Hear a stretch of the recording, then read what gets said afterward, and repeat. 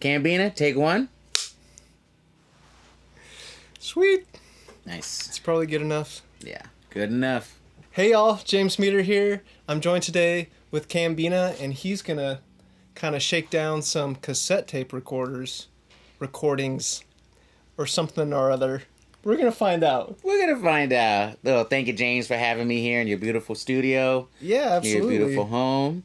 And I've been obsessed, quite frankly, with this tape cassette machine that I've been recording through. It's the Yamaha MT8X. I think it's around from the 90s, late 80s, early 90s kind of era. And yeah, this machine is great. It's built like a tank. It has like a great sound to it, a pretty simple workflow once you kind of get the hang of it. And yeah, it's great. As you can see, it's 8 tracks.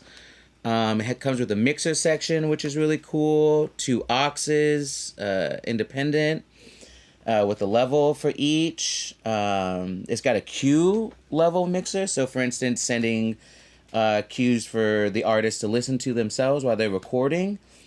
It's really awesome. I mean, once you get the hang of it, it's really quite intuitive. And you can record 4 tracks at a time, just typical of tape cassette machines. And this uses group buses in order to do so. And yeah, pretty awesome. Super full functioned. It is. It really is. I mean, you could, easily record a song, fill up all 8 tracks or however much as you want, use the mixing board, do the levels, and then send out your master to what they would do in the old days. Of course, they would send it out to a tape deck. And they 2-track machine. Exactly, to a 2-track machine or a tape deck. What I tend to do more is send it out to Pro Tools.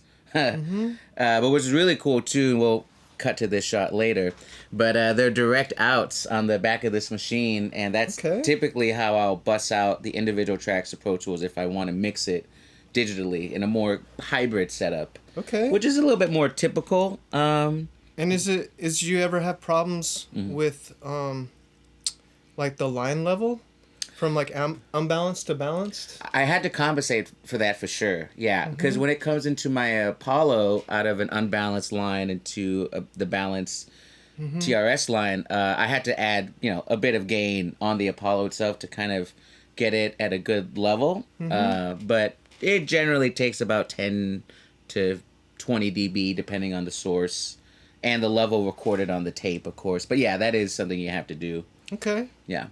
But pretty easy to do with the Apollo or whatever interface. Okay. Cool. Yeah, it's pretty cool, yeah.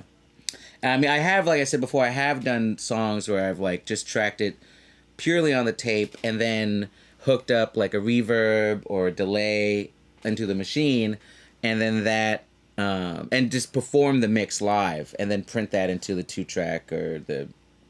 For me, it's the digital... like Pro Tools or whatever. So it's kind of however you want to use it, really. But that's super cool. Yeah, it's super cool. Yeah, for sure. But like this is like my main, my first converter.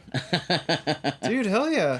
So you learned like gain staging and everything on this. Yes. And then do you ever bounce tracks together? Some tracks? Oh yeah, absolutely. I mean, I haven't for my own stuff, I tend to do that more because I'm just more comfortable doing that. But yeah, for sure. Like I've taken for one of my songs called "What About It," I took the drums, the bass, and the guitar, and I bounced it down to one track, and everything that you do, like the level and the EQ and the effects, will print as long as you're going to, whatever bus that you're sending it to.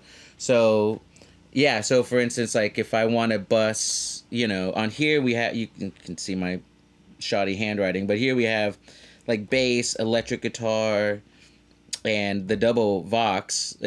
Or if I want to just bounce these two together, I would send them to the same bus, and then I could send it to bus 1, for instance, and then I could set track 1 to bus 1 as well. And instead of it being on tape, I would actually release it to be on mic line. So these two would stay on tape because I'm sending that source to that bus to print as if it was an open line or an open microphone, essentially. Wow, okay. Yeah, and so I would create like the balance of like the bass to the guitar, right? Even the panning bit, you know, and then do, you know, whatever EQ I wanted to do, really. But this thing also, you have to be kind of careful with the panning because, as you notice, it has an odd and an even here. And so basically the way that works is you can see there's 4 buses, right? 1, 2, 3, 4. So 1 and 3 are going to be odd, and 2 and 4 are going to be even. So I would try not to have them on opposite sides. And of course, you're printing to a mono track anyway, so you're not going to get that much stereo difference. Really, where that would come more in handy would be on track 8, which is actually a true stereo track. Yeah. So I use track 8 for a lot of different things. Like if I wanted to mix down, right? Let's say I wanted to mix all of this down into track 8, which you could totally do. I would set all these to tape, so that's hearing the tape machine. Open this to line, assign it to the bus, and then all of these I would assign to bus 4. And that way I'd have more freedom to do a more stereo field of the mix. You know what I'm saying? Of course, they all need to be... Where you want them in the stereo field. Exactly. So they're printed there and they stay there. Yeah, that's commitment. Yeah. You got to commit. And that's really, I think, what I love so much about analog tapes and gear is that you had to commit up front to a lot more things and really plan things out.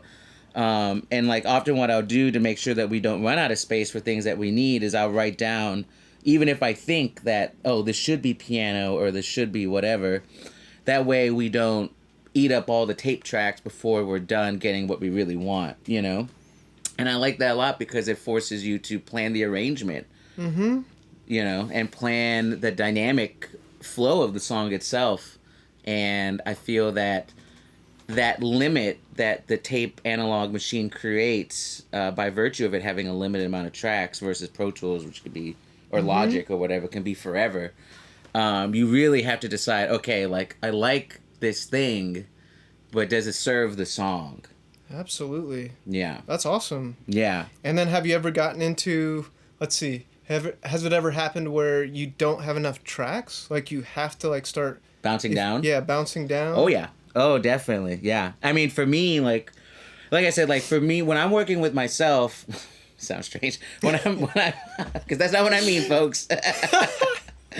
That's extra credit. Anyway, when I'm working on my own music, I'm much more open to bouncing down and making those commitments and making those choices and living with those choices. And of course, if you don't like the sound of the bounce down, you know, it's not like those tracks are deleted. They stay there until you record over them. So you can perform the mix down as many times as you want to get it just how you want it. Unless you hit record and nothing's going into them, and then you're re-recording over your tracks. Yeah, exactly. Which is why like this whole section here is like so crucial. I like almost obsessively make sure like what's recording. And this is really cool. So you arm the tracks here.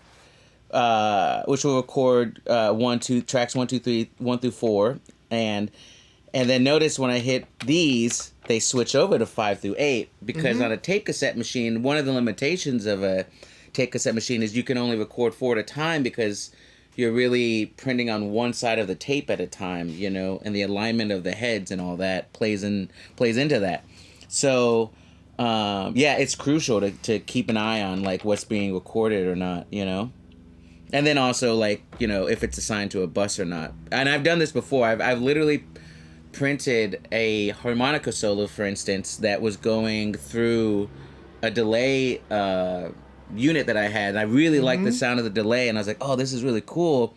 I didn't realize that the delay was actually being sent to the same bus that the track was being sent to. No. But as it turned out, it sounded awesome. So That's so funny. I've done... exactly that when I've summed a couple instruments together. Right. Through this console right here. Yeah, exactly, yeah. Happy accidents. Totally. Yeah. And it just locked in. I accidentally recorded some of the reverb.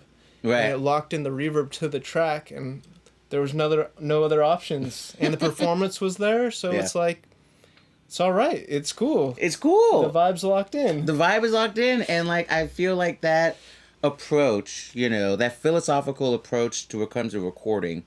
If something happens and it sounds good, just roll with it. Like I feel like, because I grew up on digital technology. I grew up, you know, recording through Cubase, and then, you know, That was my first DAW too. oh really? That's Yeah. cool. I got a US Tascam 144 2-channel interface, and it came with a CD. Not to date myself, but it came with a CD of Cubase Lite. You had a CD? Yeah, You I had know. a floppy disk? Yeah, right. My popping my floppy disk. Oh, I remember those. Oh yeah, and like that's how I learned. So I you know, that's, I guess you could call that a pro of digital, is that you have Control Z, and you can always undo mistakes. You know, you can always find the original clip and Control Z. Are you on a PC? Oh, see, I'm revealing my age again. When I used to play on PC computer games, Okay. Command Z, Control Z, Okay. TM, and yeah, and you know you can undo, but when you're working with tape, you know you gotta be at least a little bit more mindful before you do something like that. But if you do something and it prints and it works, it's kind of cool, and you should roll with it. You know, perfection is, I think. Perfection, it can be the enemy of creativity in a certain sense, you know? And I think digital, with all of its convenience and all of its ability to undo and to correct and to add more tracks and add more things to a song, you know, to tweak endlessly, that has its pros for sure, but I think the con of it is that it can distract and take away from the ultimate goal, which is to create a world in which the audience is engaged in and feels that they're in that world and in that vibe. You know what I mean? Mm-hmm. And I feel that the process of making decisions early on and committing to things and happy accidents can contribute to that sense of feeling and authenticity. Definitely adds a human element. Human performance. Yeah. Yeah. Because there's no turning back. It's like real life. It's like It's real life. There's consequences to our choices. Yeah. So don't fuck up. Get the take right, you know? I mean, I love it. I mean, it's a huge reason why I opt for this. Because I have, like, you know, I have Apollos and digital, you know, always record digital. And that's fine, too. I'm not a purist, you know, folks. Yeah, whatever it takes to get there. Yeah. Get the job done. Whatever it takes to get the job done. What I really like about this, it's all tools for the right job, right? What I really like about this tool is that this tool forces a performance more so than it would be if you were just going straight into Pro Tools or Logic or whatever. Because although you can punch in, you know, obviously you can do punch ins, and there's an auto punch function and things to help you do that.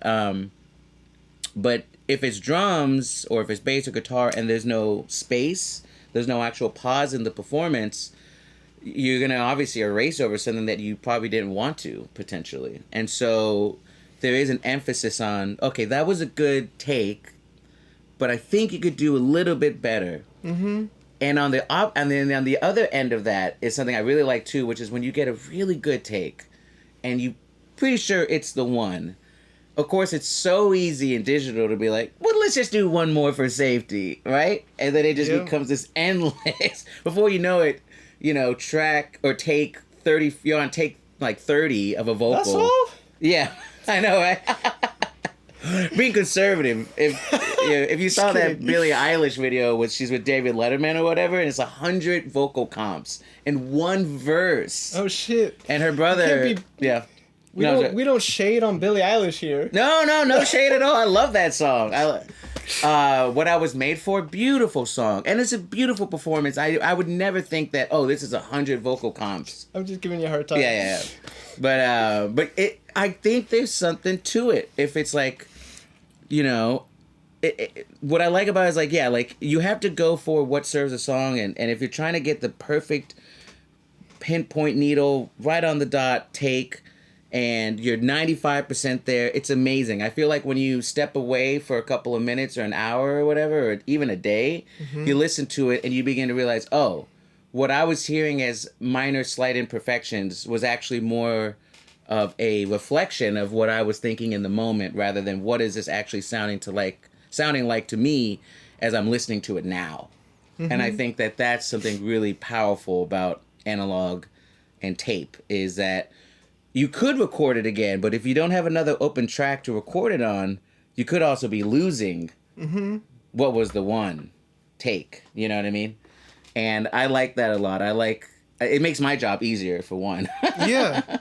Well, I'm curious about a specific thing, which I'm just trying to get your take on this. So, like, say, like, you did have to punch in, like, a pretty difficult spot. Yeah.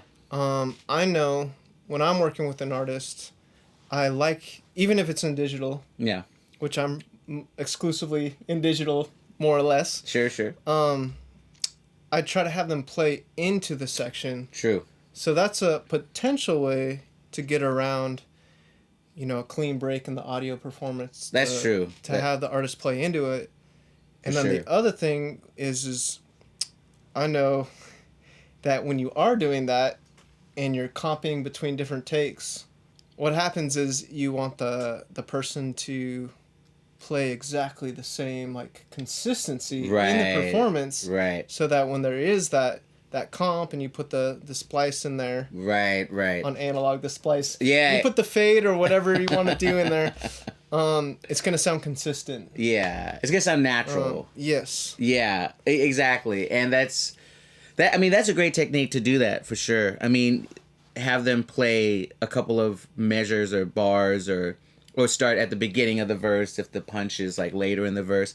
I mean, this machine can allow you to do that. It has an auto punch function, and you can actually, like, you could set it to be, whatever. It's not gonna do it now because it's not a tape machine. Or it's not a tape in there right now. But you could set it to, like, start the punch in and the punch out, and you can program that, actually, and it's really cool looking. Wow. Yeah, I could show you whenever we pop a tape in here or whatever.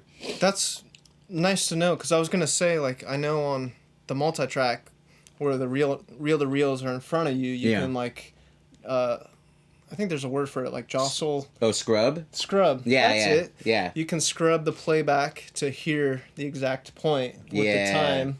Yeah, exactly. And then program. Could you program, like, the auto punch, or? Probably on some machines, but I think, that wouldn't have happened until the 80s, probably. Yeah. I mean, there's definitely some, yeah, exactly. Like, I think that's what I like so much about this machine, is that it does have some automation, sort of, so to speak, functions in it. And it has a, DBX, noise reduction, and all that to kind of help. And it has, like, memory locations to help us find, let's say, for instance, I want to go to the chorus of a song. I can just hit memo 1, and it's going to do the thing. It's not going to do it now because there's no tape in there, but, we'll cut to that later, folks.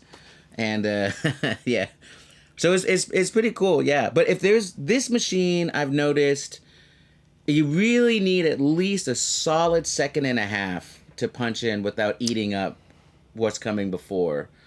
Obviously, like a Studer A80. That's interesting. Yeah. Like, you wouldn't... It's not automatic. Good. Yeah, I know. No, yeah. Not ideal. And I learned that the hard way. You know? I bet. Oh, my gosh. You need a good second to a second and a half to be safe. Of course, like, I've worked on, like, a Studer A80 or whatever, and it's pretty on the dime. It's pretty amazing. Yeah.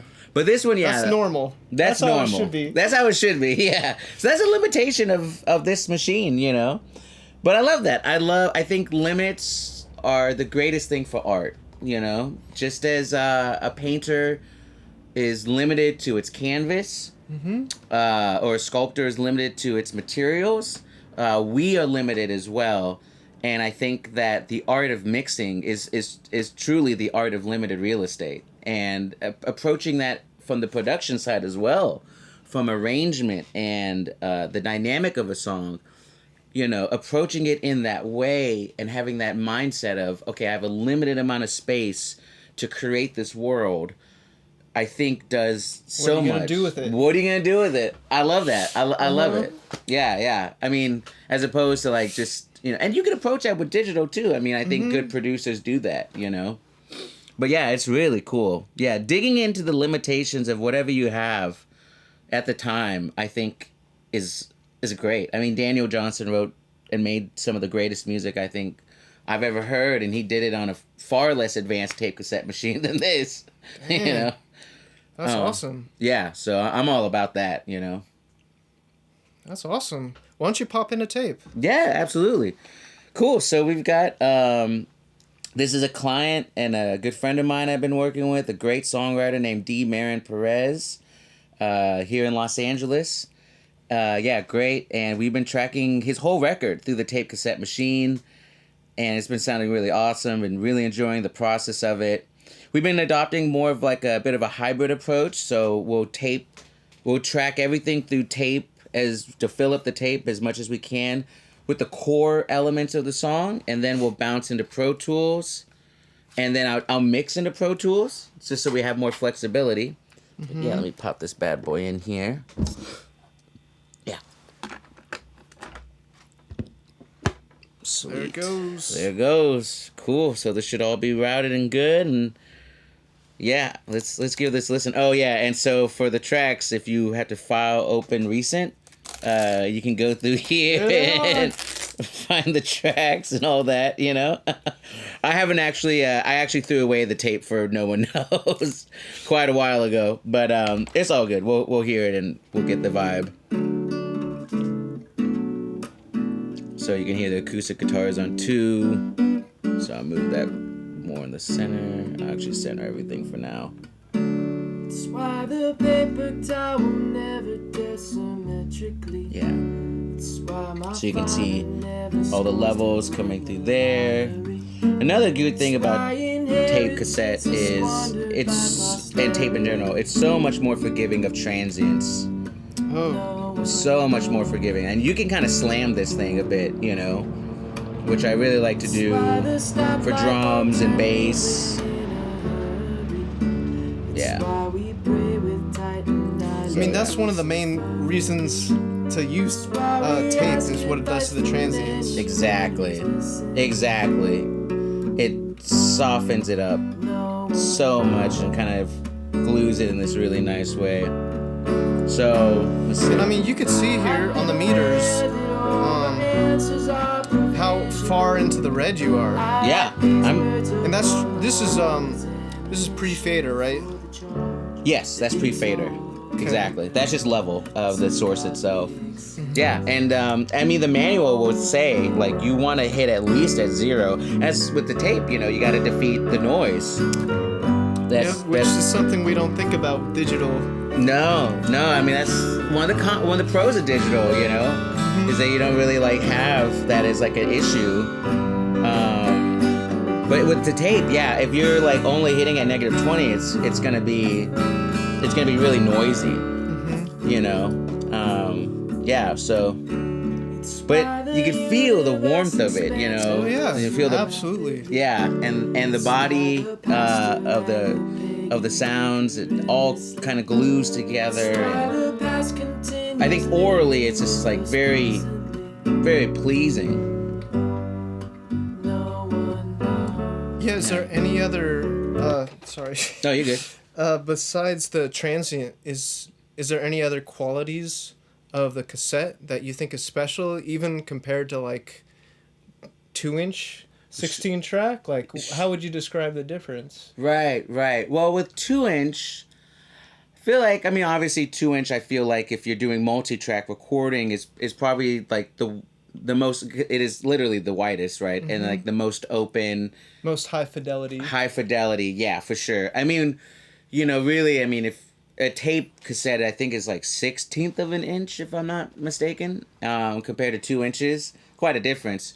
But I find what I like a lot about the tape cassette specifically is that it does have more of a focused kind of feel to it because it is less open.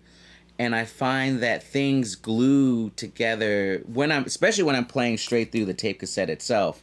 Things glue together really well, and I find that it has enough of that low end boost, that low mid range boost that people really love about tape. You know, that's what people I think are really mean when they say warm. They talk about low mids. I feel like the tape cassette does that, but it kind of like, it's like a little bit more narrow, you know, in its frequency response. And the high end is definitely a little bit more rolled off than you would on a 2-inch tape. Yeah, you know? I can hear it. I mean, just because I'm used to these monitors so much, it's almost like I can, in my head, like visually, I feel like I'm hearing over the sound. Yeah. It's interesting. I like it a lot.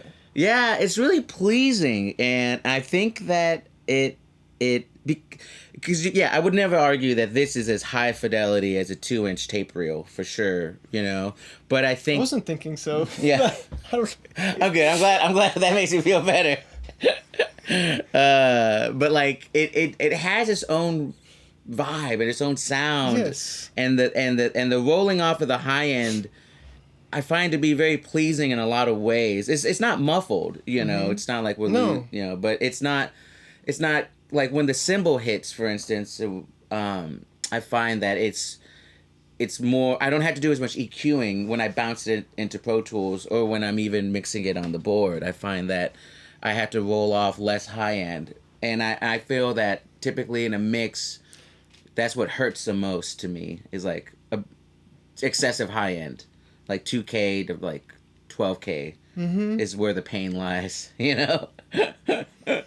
Yeah. But yeah, and it has to do with a little bit of like how our ears are actually, how we actually experience sound as a Homo sapien, and what our ears are really like in the basal membrane, but you know. Oh my gosh. We're getting deep here. We're getting deep. Psychology now.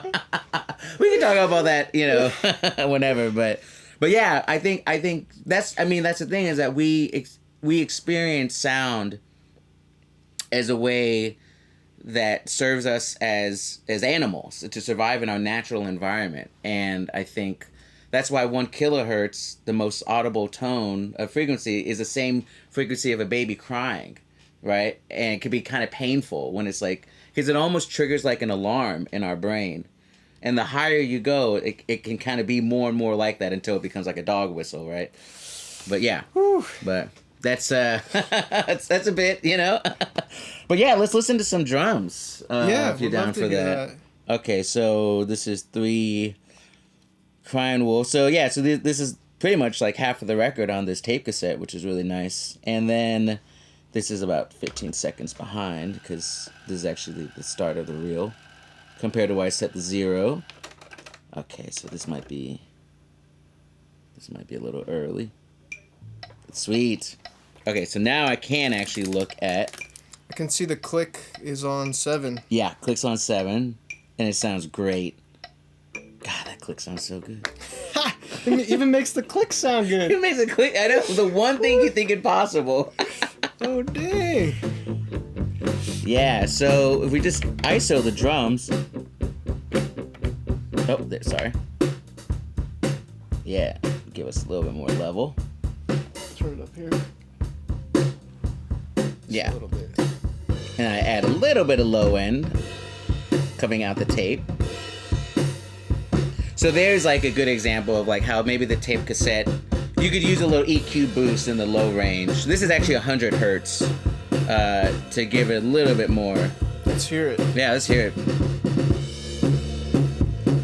Now, see, of course, because the drums were recorded as a stereo track, you're actually adding low end to everything on the drums. Okay. I was just gonna mention, you know, it's showing the red here on the master. Yeah. If I move this, is this? Yeah, that affects it too. Yeah. See, the machine itself has headroom. Yeah. And it will start to distort in an analog sense, right? If it's getting too much level through the main. I was just curious. Yeah, no, it's cool. Yeah, play with it. It's awesome. So we boost that all the way. It says plus 12 there. Yeah. So that's plus 12, 100. But if we roll it back. Yeah, you roll back the master.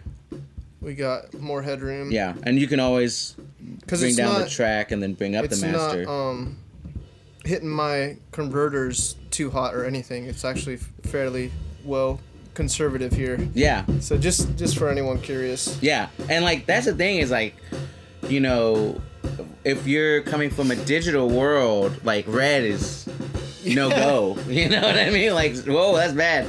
But the thing with analog and tape is that, like, to an extent, of course, because you can't totally oversaturate on tape, but getting to that 0 and above a little bit in the red can give it that tape saturation that feels good and drive the signal well. Yeah, so kind of going back to what we were talking about, how tape can kind of, you know, smooth out the transients, but also like add a lot of like low mid and punch and impact to it. I think this is like a pretty cool example. So in this part, the pre-chorus before the chorus, after this now comes a chorus. See, there's two guitars that we recorded at the same time using a figure 8 mic. One is a 12 and one is a regular 6. It just, like, no EQ necessary. Like, I feel like it already sounds so pleasant, and then added into the mix, it's brought down a little bit, can really sit nicely. Whereas I feel like maybe if I was recording straight on digital, I might have to, you know, roll off a little bit of high end or whatever. Let's take that click out. But yeah. But I just thought that was just something I really like the sound of. And I feel like the tape cassette... Sounds great. And like the tape cassette can really add a nice amount of compression and warmth and transient taming to acoustic instruments in particular, I think. Like acoustic guitars, bass. Here we have the bass, and... You know, so you might be wondering, like, okay, this is 8 tracks. Did he just set up a mono mic in front of the drums and just record the DI of the bass? But what I did is, a lot of this, you have to do, you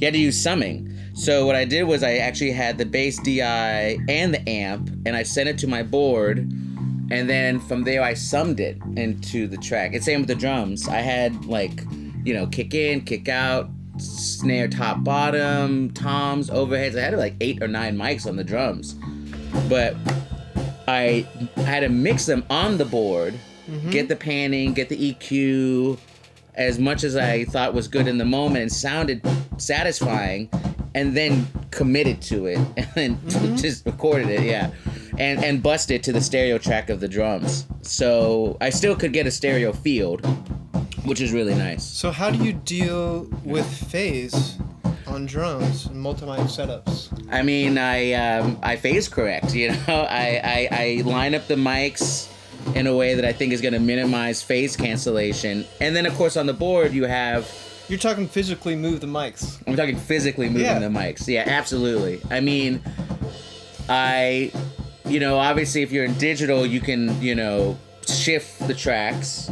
That's what I was wondering. If I knew you weren't saying that, but yeah. Thank you for I'm like literally like moving the kick, moving in, and of course you have, you know, on the board you can flip the polarity of any mic. But on this board, can you do that? No, that's a limitation of this machine. Okay. So like, let's say I had. But that's fine, because then you gotta move the mic. Then you gotta use your ears. Yeah. Oh, and also... That's a crazy concept. Wow. Can you believe it? Being satisfied with the sound before you hit record. Oh, my goodness. I know. And that's what's great about tape, folks. But, another great thing that I just love so much is when we're tracking on the tape cassette, this is a hard rule that I have in my studio with clients, is no screens. Dang. No motherfucking screens. Okay. It's laying it down. Laying it the fuck down, you know? And I'm not talking about the one in your pocket either. I mean, like, no screens. Phones off. Phones off, and I'm not looking at a screen. Well, you know, they want to record themselves. Yeah, that's my exception. But, like, we're not looking into a computer monitor. I make sure that shit is turned off because it's just incredible. I mean, the amount of attention and detail that you can hear when you're actually listening and focused on the sound coming from the source, as opposed to looking at waves and looking at all that. I mean, which is helpful too. But there's something about not having the glare in your eye that lets your ears really open up. Mm-hmm. And that's the whole psychology thing we're coming back to. Exactly. And I think so much of what we do as audio engineers, as producers, is basically utilize and take advantage of the psychology of what we're really experiencing in order to create that world. There's this concept in psychology called Gestalt, which is a reference to, I believe, an artist, a painter. Gestalt psychology is basically this. If you've seen perhaps the painting of a face made of fruits, right? Oh, yeah. Uh-huh. And if you look at it individually, you can see the pear, you can see the apple.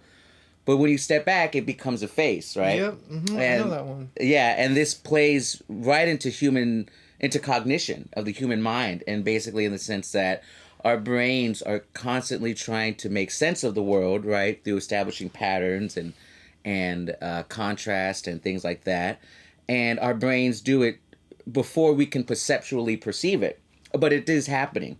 And subconsciously, yes, exactly. Now, we using art, like with Gestalt, we can find a way to kind of trick ourselves and reveal the CGI, if you will, of the mind. Yeah. And I love all that, and I feel that like the same thing happens in music, like when we use reverb to create space, or when we use compression.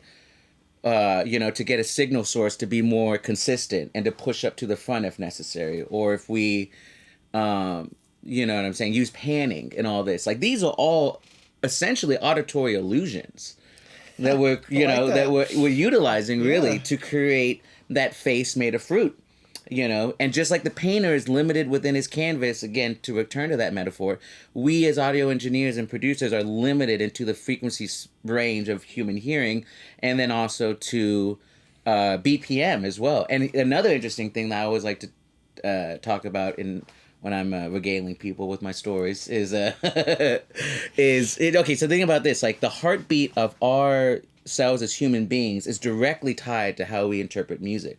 For instance, music that is around 60 BPM and lower, it begins to lose its sense of musicality, right? It begins to feel disconnected. It begins to sound ambient, right? Oh, sure. And then music over, I don't know, like 200 BPM, it's like chipmunks, you know what I mean? And that's tied to the heart as well. If our heart drops at a heartbeat of below 60 or so, I'm not sure if it's no good. Yeah, it's no good. Yeah, you might want to check your pulse. You know what I mean? And the other way around. So we interpret music as it ties to rhythm is based on our own heartbeat. And I think that is itself another example of how reality is interpreted by our minds cognitively based upon the physical limitations of ourselves as a species. And I think that this is a reason why tape tends to be more orally pleasing right off the bat, as opposed to digital sometimes. You have to do more work in digital, I would say, maybe to make it sound more pleasing, is because the tape captures a range of frequencies that is closer to how we actually experience sound in the real world. And if you go inside your ear and you unfold the cochlea where the basal membrane is, okay, yeah, it looks like a snail, right? The little piece of your ear that looks deep inside your ear that looks like a snail. If you unravel that, it actually looks like a tongue. And at the bottom of the tongue, it's the most wide, and it begins to narrow like that. And then across it are these little hairs, right? This is what we, I think they're called cilia. Don't quote me on that. But the way that they're arranged is that they're actually, it's not linear. It's actually like a fader. It's logarithmic. And so the spaces between the little hairs are actually much greater on the low end of the frequency until it gets to about 1 kilohertz. And then the hairs become very close together. And it becomes... same as harmonics. Exactly. See, all these things are tied together. Exactly. Now, a digital signal is a square wave, right? Mm-hmm. It's a 0 and a 1, and it captures the sound more precisely than a tape would, in a sense of that it's capturing the audio spectrum more accurately by encoding into zeros and ones. But that's not how we experience reality. We experience reality, in my opinion, closer to how a tape captures it, because a tape is literally just a piece of tape with metal ions, little bits of it. It runs through the tape head. The tape head expels electric energy, which is magnetic, and magnetizes that tape so that the ions actually resemble a true wave, like a regular sine wave. Whereas when you're encoding from your analog to your digital converter, it takes that sine wave, chops it up into samples. Exactly. And then you get all that, yeah. And like, that's cool too, you know, but like, I think there's something to be said for the fact that it reproduces sound in a way that is not as, it may be more accurate in a technical sense, but it's not as accurate to what we experience as mammals, Homo sapien primates. Kind of like in an emotional sense. In an emotional sense. Exactly. And I think that plays so much into why I love using this type of gear, is right away I get an emotional response from it sooner than I feel like I would if I just went straight into a DAW, you know. Mm-hmm. And this is, of course, like in a controlled experiment sense, but it's also in a practical sense, I think, as well. So yeah, I love all that shit, you know. I think it definitely plays into that, and I think that's why I'm a huge proponent of, if we're gonna use tape, we're gonna go tape first, and not, because when you capture the sound as that way as it is in the sine wave, and then transfer it to digital, it's just my opinion, but I feel like you still retain more of that feel of that being encoded post tape than you do if you went digital first and then ran it through the tape machine and then go back out of digital, because we're all gonna have to go digital at some point, right? Like, you know? Unless you could be a special release analog only mixtapes, just either cassette, direct to cassette, yeah, or direct to vinyl. Sure, and the only way you can get it. The only way you can get it, and you got to buy it somewhere physically. You know, not to date ourselves, but I remember that being the case. You know, well, you could order it. You could mail order. Oh, it. True. The post office has been around long enough. You're right. Bit, yeah. You're right. But yeah, I think that's cool. Like, I think that that's why I like with D. Marin Perez or Danny, my friend that we're working with right now on this project, or with Raw Raw Rabbit, who I produced the last song on her EP called Happy. We was all in the tape, and then we went digital, and I mixed it into Pro Tools and all that. But I found that I had to do a lot less processing to kind of get it where it needed to be. Oh yeah, absolutely. I mean, you can hear that because when you're playing this back right off the cassette, it hasn't even gone through any conversion yet. Yeah.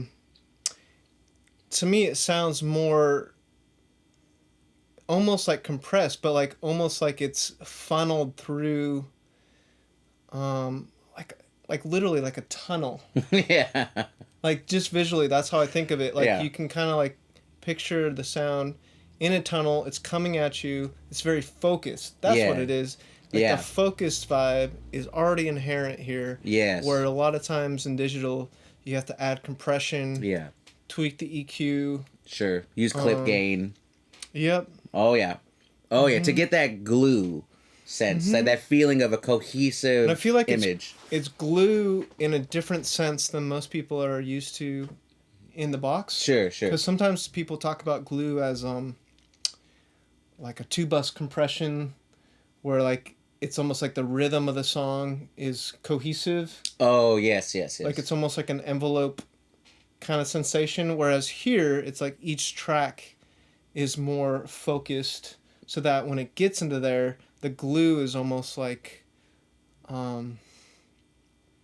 it's just like inherent. It's inherent. Each like individual track. So when you're pushing it levels around, things are just moving against each other more holistically. Yes. Whereas in digital, you have to push things to get it to that space. Yeah.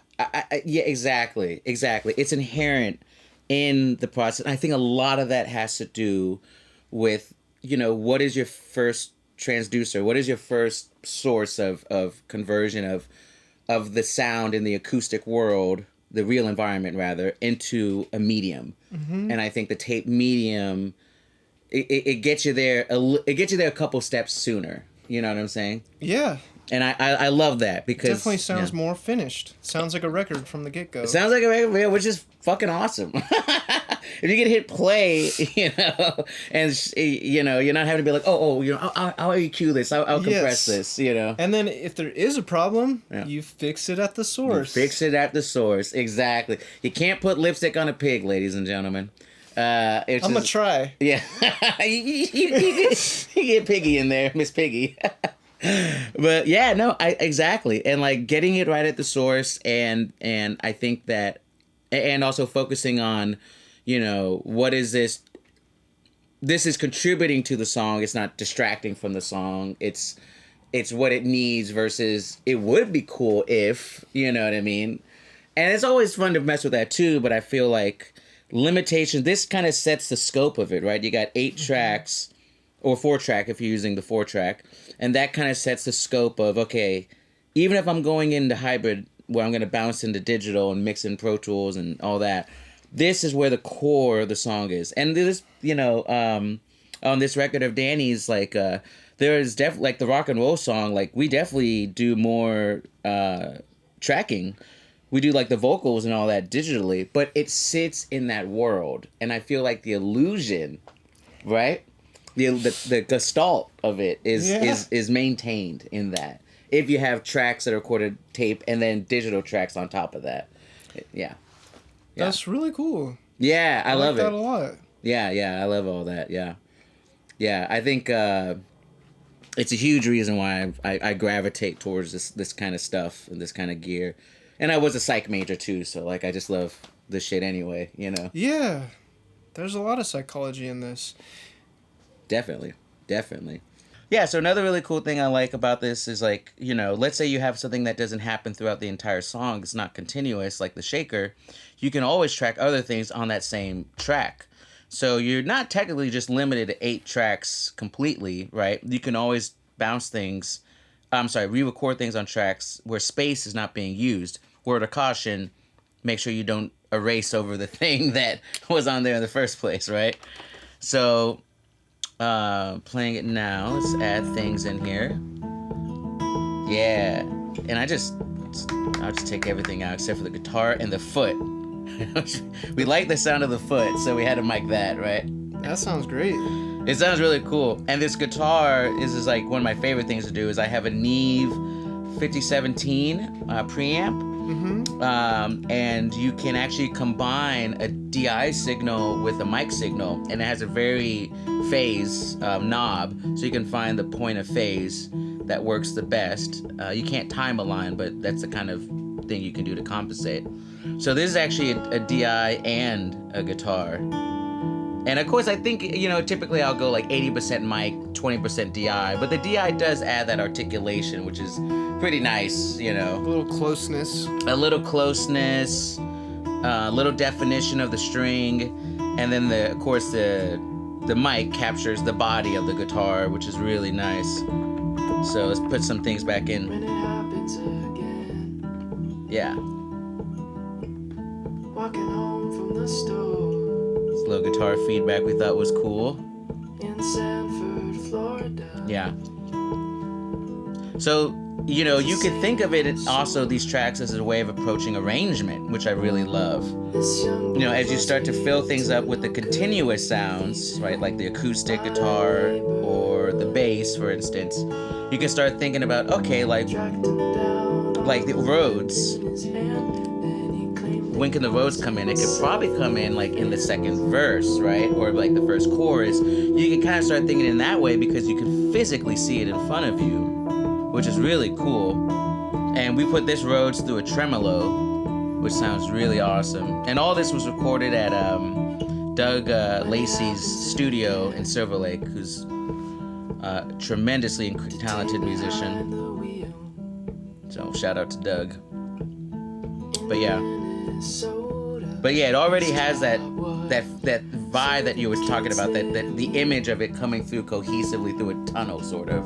It's like there in the image. Yeah.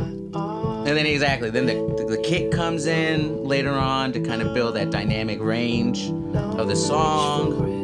You know, nothing's worse to me than a song that is just as loud as it is in the beginning as it is to the end. Fucking hate that. You know, it's so boring. I'm gonna quote you for that. Yeah, quote me on that shit. Fucking hate it. Yeah, and so like you'd hear the shaker a little loud coming in now. You know, pan that out a little bit. Now, obviously, there's no saving of the mix, so you had to. I usually take pictures when I'm pretty satisfied with it, if I'm mixing on here. But yeah, it's really cool. You know, and then another thing I find is that because it all sounds fuller from the get, I'm far less tempted to just constantly add shit into the arrangement. Because like, why not just let the why not just let the space be filled as it is, and let the space itself be part of the mix? And I think that's like something that's lost in modern production, typically, I find. But yeah, really great. Okay, if you'll indulge me, I'd like to listen to this other thing. Yeah. That has strings played by my extremely talented sister, Ari, who's like quite honestly the secret weapon of my music career. Shout out Ari. Shout out Ari Bina. Check out our Instagram, which I cannot remember the name of right now, but we'll put it in the description below. I'll just put it right in here. Yeah, it'll be like right here. Yeah, exactly. Oh yeah, she's incredible. I mean, accordion, piano, violin, multi-instrumentalist. So here we have. Okay, so we have. I know, for instance, that this double Vox also has a violin on it as well, because I've written it in my handwriting. So I don't know how you do this. Is you can record on the same channel? Yeah, absolutely.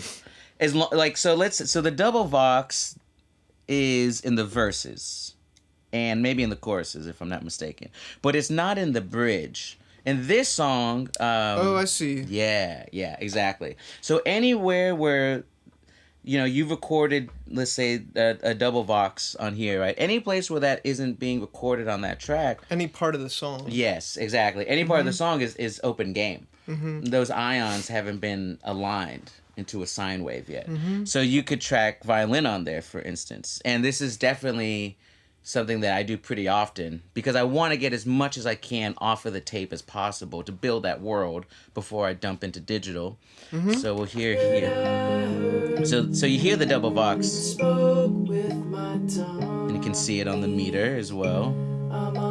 What track is that? Track 4. So now we have these other violins coming in, and this neck.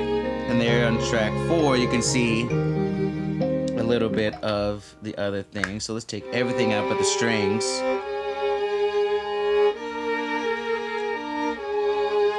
Yeah, so you can see track 4, which had double Vox, now has the third violin.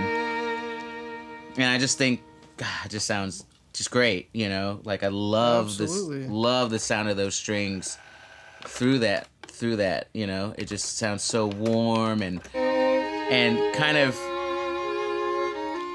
adds body to the string sound, as opposed to, you know, to how it sounds more like it does in real life when you're watching an orchestra, sort of. And yeah, and I just think that's really great, you know. I just love all that shit. Hell yeah. Yeah, you know. Essentially, you know. But yeah, so yeah, that all came out great. You know, the piano is, I think, in a stereo. So this was recorded 2 mics in phase, of course, right? And then sent to the stereo track, and it has a stereo field. Now, one limitation of this machine is that the direct outs on the back are all mono, including this track, which is stereo. And I really do wish that track 8 had 2 direct outs, because it is a true stereo. That's a limitation. It's not TRS? Nah. Oh, man. I know. I mean, I could be wrong, but I'm almost positive it's not. Okay. So, to compensate for that, I do take advantage of digital and put on, like, a stereo plug right? Gotcha. To widen it, if I feel like it's necessary. But I feel like there's space inherent in it, even though it's probably coming out as yeah. Or you just record the left side and the right side You could by totally itself do that. and then align it Yeah. and somehow have some way to make sure that it's on the same sample, I guess. I don't know. No, you could totally do that. I mean, on the first song on this tape, we recorded the piano on track 6 and track 7, if I'm not mistaken. And I literally just had 2 mono mics going in there and then just hard pan. Yeah. And you could totally do that. I mean, you could totally do that with drums. But I'm just saying you could do a pass and export one side. Oh, yeah, you could do that. Oh, yeah, I haven't actually tried that. Oh, that's an interesting idea. Yeah. Like create 2 tracks in Pro Tools. And do then one pass on the odd side and then one pass on the even side. Yeah. Hey, shit, that's cool. I didn't even think about that. Yeah, you could probably do that. And then, like, yeah, just hard pan. You just have to have a way to align it sample correct in the computer, which can be tricky. It can be a total bitch. It's totally possible for sure, but it can be tricky. Actually, what's funny is on the song Crying Wolf, which is more like the rock song, we were recording it, and then at the end of the session, we went out for some air, and then we came back, and something happened in the electrical of the room. Oh no. And I actually went to touch the machine to do something, and it shocked me. And it basically blew the playback circuit on this machine. And I was like so I went to go play back the tape, and it didn't record that sound, but it definitely had it was like this insane blown sound. So I was like pretty worried. I took it to Digitron, which is here in LA, great repair shop, and they repaired it. But I had to, because we continued recording using the old tape bounce and started adding digital things like vocals and all that. When I got the tape machine back, I hit play and everything played beautifully, but I had to fly those into the session, and I had to align that. Oh yeah. Yeah.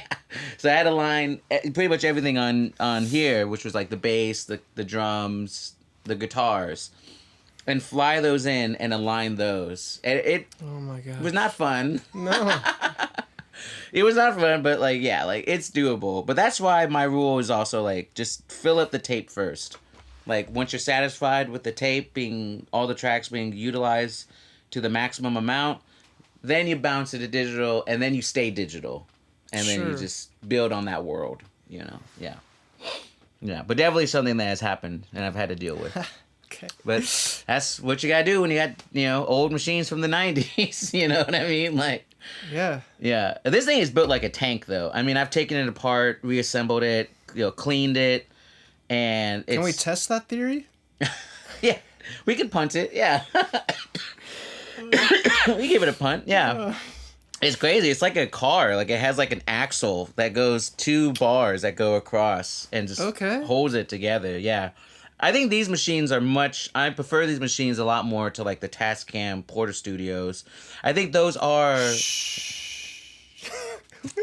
We don't want those reverb prices going through the roof. Oh, word. This machine is terrible. There we go. It's low. It puts Daniel Johnson's lo-fi tapes to shame. Nobody looked for this machine on Reverb or eBay. Yeah. But if you are gonna use it, one thing is you got to make sure that you use the right formulation of tape. And this machine specifically wants IEC Type 2 high chrome, right? So that's how I'm able to, that's a huge part of how I'm able to get less noise. It likes the chrome tape, and it likes when it hits that chrome tape, it ionizes, or magnetizes the ions much more accurately, I feel like, than if it's Type 1. Okay, So that's good to know. There's a plug there for Maxwell XL2s. Okay. Right on. Right on. But yeah, that's pretty much it, I suppose. Dang. Well, thanks for sharing. That was so much information on this, on the workflow, on the music you're doing. Yes, well, Go check out Cam. and all of his amazing records. Appreciate him stopping by. Oh, yeah. Thank you, James. Thank you. There we go. Boom. Alrighty. This has been crØsstalk. I don't know. Click. Yeah. Sweet. Oh, yeah. That feel good? That felt great. That felt awesome. Yeah, dude. I feel like we hit on everything. It's probably like, a bit of editing for you to do to cut through. And now I hit return. Hold on. Let me get the... Yeah. All right, folks. That's a wrap. Now, time to return to 0. There it goes. Analog ASMR. Tape. Nice. I thought it was I was gonna ask, like, I had more questions, but dude, this is gonna last forever. Yeah. Well, if you have any questions, you can go ahead. It was, well, a lot of more like concepts, because you touch on a lot of the same things I think about when I'm working. Yeah. Oh, yeah. But in a different way. It's like really cool. Like your analogy with the Gestalt? Yes, Gestalt. Yeah. Gestalt. So I think of it, and I was gonna make a tidbit about this eventually. Oh, yeah. I think of it as micro and macro thinking. I think that's what. It's similar, yeah. It's pretty similar. Oh, macro in the sense that our brains, we're trying to make sense of something in a small sense versus like the trees for the forest kind of thing, right? Yeah, another analogy. Yeah, Well, yeah.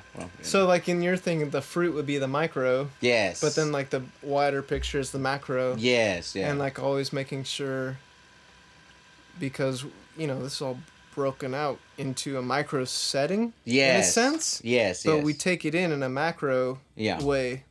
Obviously, we want to see into it, metaphorically, hear into it. Yeah.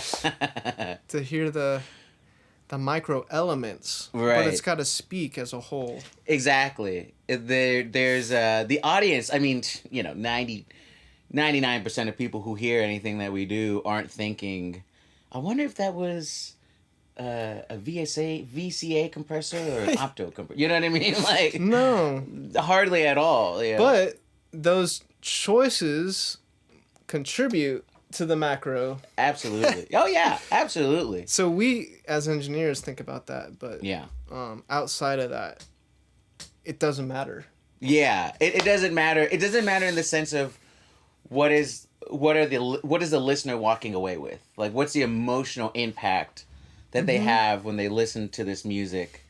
And if you ended up using, all this incredible gear and a tape or whatever, versus if you were able to do it using just, a digital interface or whatever, at the end of the day, it's really about, like, what is the emotional impact intended for the song? And then do people actually walk away with that? That, I feel, is like, that's the art good of it. stuff. That's the good stuff. Yeah, exactly. Yeah. We all get, as engineers, we all get so obsessed with the micro, right? As you said, because they're like paintbrushes to a painter, They're like colors to an artist. But I think that, it's good to keep in mind, like, what are we trying to give people? And, yeah. And I actually think that's another deep rabbit hole. Yeah. Is how much our skill levels we take for granted as we get better. Yes. Because we're always getting better, so the sounds inherently find themselves easier. Yes. Which is like a weird concept, because I feel like people don't understand that concept when they're starting out. It's like always a reflective thing. It's 2020, hindsight 2020. Yo, absolutely. It's so true. It's so true. And this kind of goes to something I think a lot about as an artist, which is, you're always going to get better if you do something repetitively, right? It's just human nature. We get better at it. But I feel like as an artist, as a songwriter, like, I'm often thinking of, okay, rather than focus on just doing better, I should focus on doing different, And that's like, the main thing for me with the session is, when I'm done with a session, whether I'm the artist or the engineer or whatever, the producer, I really try to think, okay, did something surprise me? Did I get some sense of surprise, of unexpected magic that this song went in a totally different direction than I thought it was, or this ended up sounding way different in a good way, of course, because you could be surprised in a bad way. But that, I think, is so... I try to get that in every session, you know? That to me is like almost paramount, really. Yeah. More than whether is it technically sounding good, in a sense, you know? And it's interesting that you corrected yourself in a good way. Yeah, yeah. How often... I'm trying to reflect just, Yeah. you know, from you saying that, like, how often do I listen to something where there's a sound that comes in and I'm like, why the hell did they put that there? I feel like that's actually pretty rare. Yeah. It can happen. It can happen, Yeah, for no, sure. it can happen. Yeah. I can't, like, think of something off the top of my head. I find... yeah. I find that most times it has to do with, like, tempo. Like, if we decide to change the tempo of a song... Yes. And it's, you know what I mean? And it's just like a hair too fast, and listening to the vocals and retro, you're like, oh, that's like kind of... So that feels like more of a macro aspect. Yes. I feel like... yes, definitely. That's way more macro, for sure. Yeah. But yeah, I love all that shit, yeah. Yeah. Hell yeah. Did you have any other questions, or... No, I mean, I could chat forever, but... I think that's plenty. Yeah, you got a lot to work with, my friend. Oh, yeah. But yeah, it's true, though. I mean, yeah. I really, yeah. I told Danny that, too. I mean, I don't know if we're still rolling or whatever, but... Yeah, I mean, I am. Oh, okay. I told... Yeah. Well, anyway, that was one of my things with Danny. I was like, you know, when we start this record, let's try to take right turns where you've taken lefts before, and let's try to be surprised, and let's be open. Let's basically try things, because as a producer, I mean, I can think of more times than not that I've suggested an idea and it just doesn't work, and that's totally fine. Mm-hmm. And like one time I thought that we should have two basses going on at the same time in a song, and then we did it. Danny was... What? Yeah, exactly. We were like, yeah, this isn't working, you know? But that attitude of just like throwing it at the wall and seeing what sticks before committing completely, Yes. I think is good too, you know? And I enjoy that a lot, both as an artist, as an engineer and producer. Isn't there's some saying, like, never say no? Yeah. Or, like, it's like in bad etiquette to say no to things Yeah. that have potential to work. Yeah. And be cool and interesting. Yeah. So I like that ethos of working where you're trying stuff and you're pushing yourself and like, oh, well, I've always done it this way. Why don't we do something different? Exactly. It's I think it's great. It's so easy to do that as a songwriter, as an engineer. And I think, interestingly enough, that's just this camera. That's okay. It's still rolling here. Oh, 20 seconds. 20 seconds. Interestingly enough. Let me see if I can find it in time. I think we take for granted, going back to what we were talking about earlier, even though we're taking chances, we're still stepping on top of our skill levels. Yes. So things we're experimenting, but they have a higher chance of working. Yeah, through experience. Yes. Yeah, we learned the hard way. It's easier to say yes to things in that sense, because they're still going to work. Yeah, exactly. Yeah, exactly. No, I couldn't agree more. Oh, I don't think we got that. Oh, well, fuck it. Hell yeah. Sick!